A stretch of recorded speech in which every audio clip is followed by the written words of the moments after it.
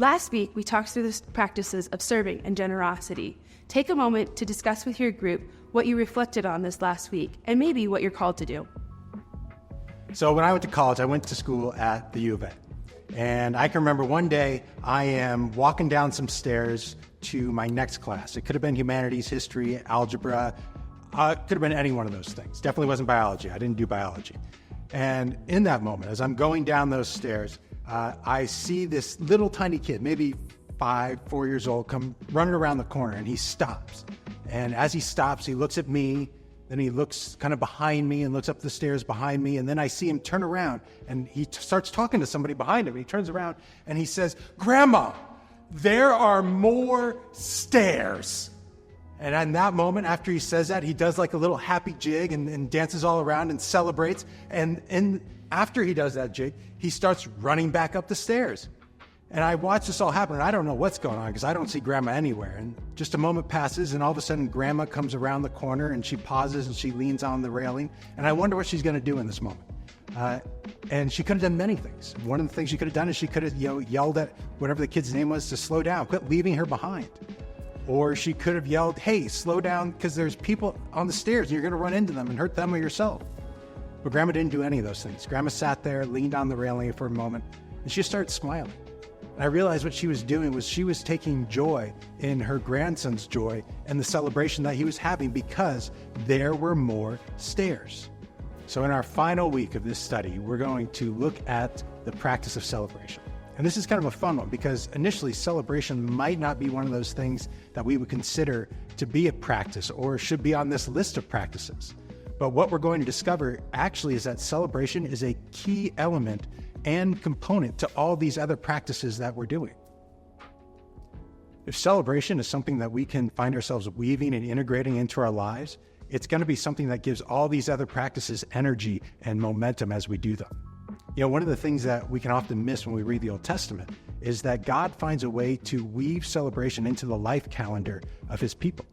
And then when we go to the New Testament, we go to the very beginning of the book of John, we see John telling the story of Jesus at a wedding and making more wine because the party and the celebration need to continue. And this is one of the first things he does.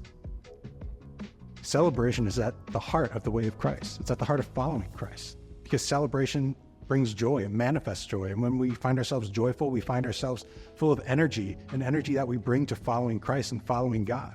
And the really cool thing about this is that joy starts to let us see the goodness in and of the world around us. And so we're actually starting to just bathe ourselves and sit ourselves in the midst of the joy that's all around us.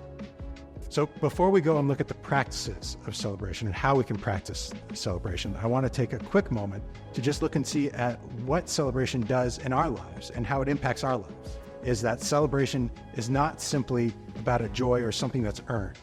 It's true, at times we're going to be celebrating accomplishments of ourselves or others, but the key to this practice of celebration is to be able to, in addition to celebrating those accomplishments, find moments to celebrate something where nothing is accomplished, but it's just a moment for celebration and joy. First thing is that celebration keeps us from taking ourselves too seriously.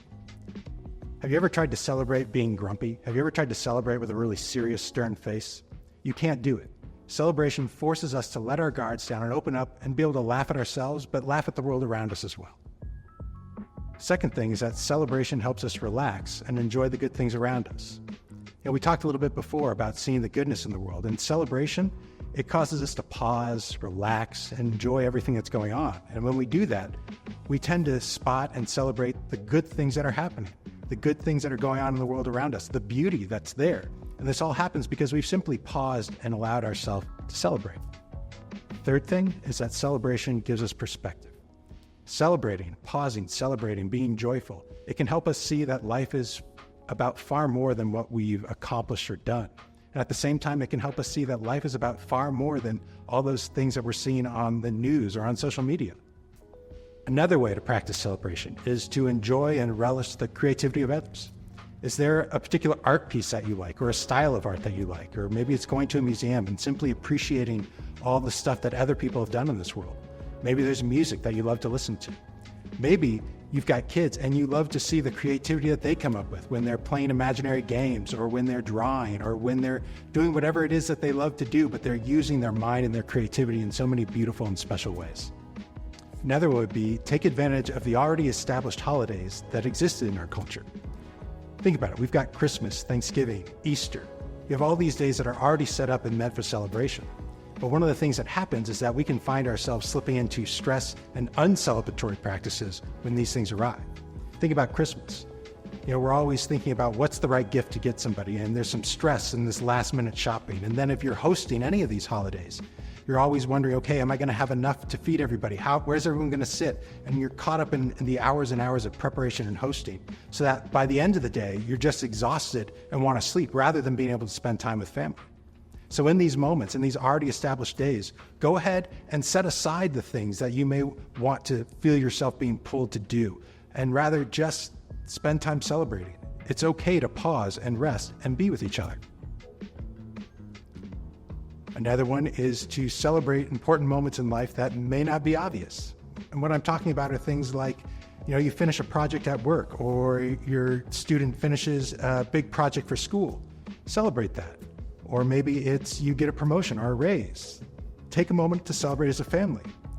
Or maybe it's your student makes the honor roll. There are multiple things that aren't quite as obvious as those big holidays, but if we pause and celebrate and take joy in them, we'll find ourselves incorporating and integrating celebration as a practice into our lives.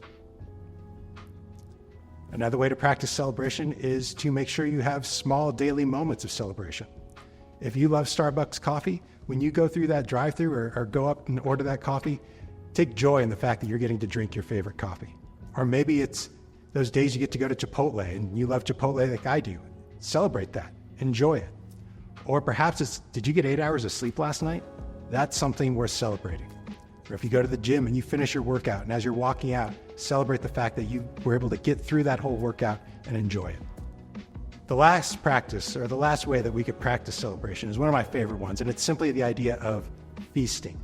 Most of our lives we go through and it's relatively normal and the same.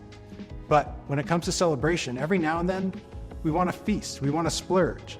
So, if you really love filet mignon, or you love a certain cut of steak, or if there's a meal that you love and you don't have it very often, sometimes, for no reason, just splurge. Make it your day of celebration, your meal of celebration. If you don't get to go to the movies too often, go to the movies on a day. Again, whatever it is, look for moments that you can feast, that you can splurge, that you can enjoy the bounty of the world around you.